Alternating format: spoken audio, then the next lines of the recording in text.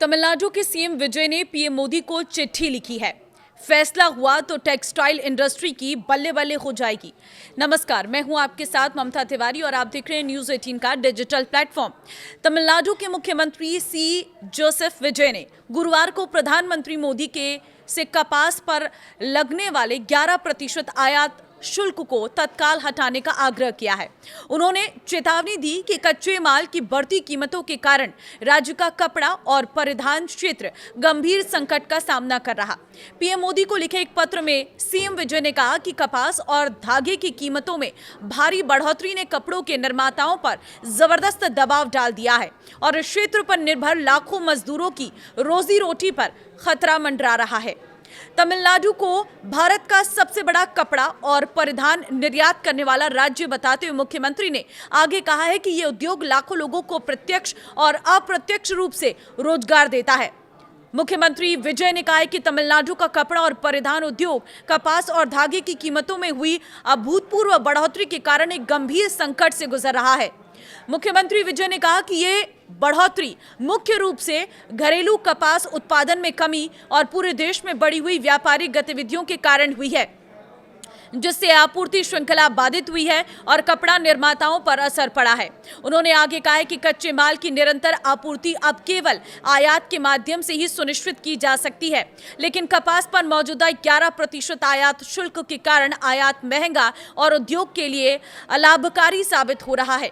मुख्यमंत्री के अनुसार पिछले 2 महीने में कपास की कीमत 54,700 रुपए से बढ़कर 67,700 रुपए प्रति कैंडी हो गई है, जिसमें लगभग 25% की भारी बढ़ोतरी दर्ज की गई है। इसी अवधि के दौरान धागे की कीमत भी 301 रुपए प्रति किलोग्राम से बढ़कर 330 रुपए प्रति किलोग्राम हो गई है।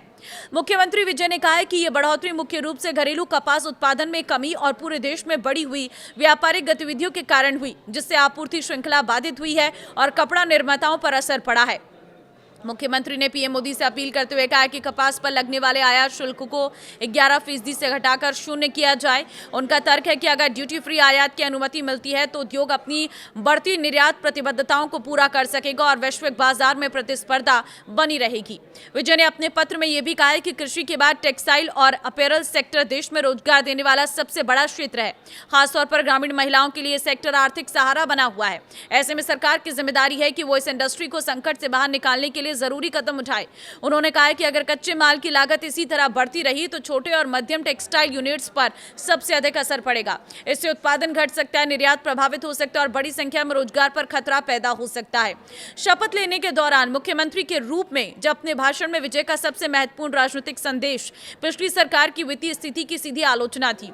विजय ने कहा कि पिछली सरकार ने खजाना खाली कर दिया और चली गई और इस पर एक श्वेत पत्र जारी किया जाना चाहिए। साथ ही उन्होंने कहा कि अगर लोग उन्हें कुछ समय दें तो वो मददगार होगा। तमिलनाडु की राजनीति में जोसेफ विजय उर्फ थलापति विजय ने मुख्यमंत्री की कुर्सी संभालते ही बड़े फैसले लेने की झड़ी लगानी शुरू कर दी है।